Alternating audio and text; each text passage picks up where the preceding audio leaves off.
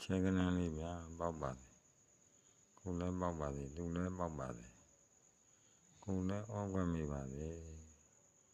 လိုက်ထိုးတဲ့လူတွေလည်းအောက်ွက်မိပါသည်မိတ်ဆွေပေါင်းနေတယ်လေ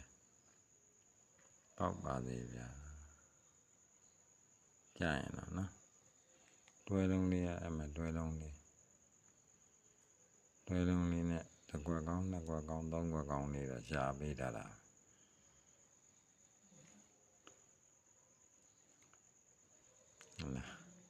နောက်ထပ်မွေးကနန်းလေးထိုးခြင်းနဲ့မွေးကနန်းဒီနှစ်ထဲလာမယ်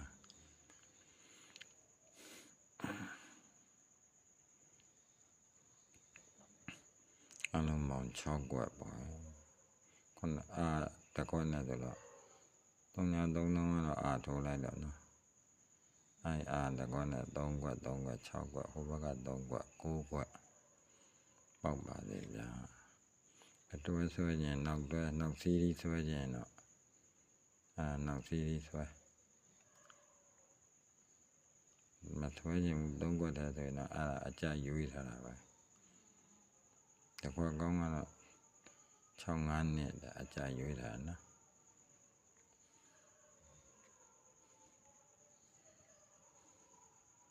6-5တွဲလေးနောက်စီးရီး3-3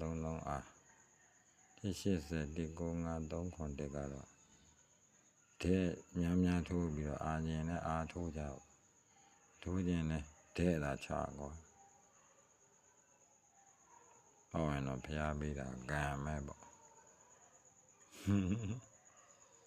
ကိုလည်းဒီတိုင်းထိုးမှာ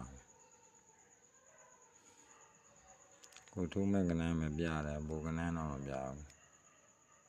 ဒါလည်းငွေလုံလောက်ရင်တော့စီးရီးဆွဲမှာနောက်စီးရီးငွေမလုံလောက်ရင်တော့ဒီ3ကွက်ထိုးမှာကဲပေါက်ကွက်ပေါက်ကြပါစေဗျာချဲကနန်းလေးချဲပေါက်မှာပဲငွေများကန်ရမှာနှလုံးပေါက်တာတနေ့ပေါက်လိုက်တနေ့ပြန်ပါလိုက်လဲထွက်တော့ပါ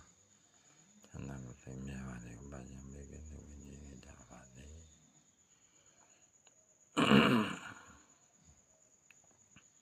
ကောင်းကျိုးလိုအပ်ပြည့်စုံတာနဲ့ချမ်းသာကိုသိမြဲပါလေ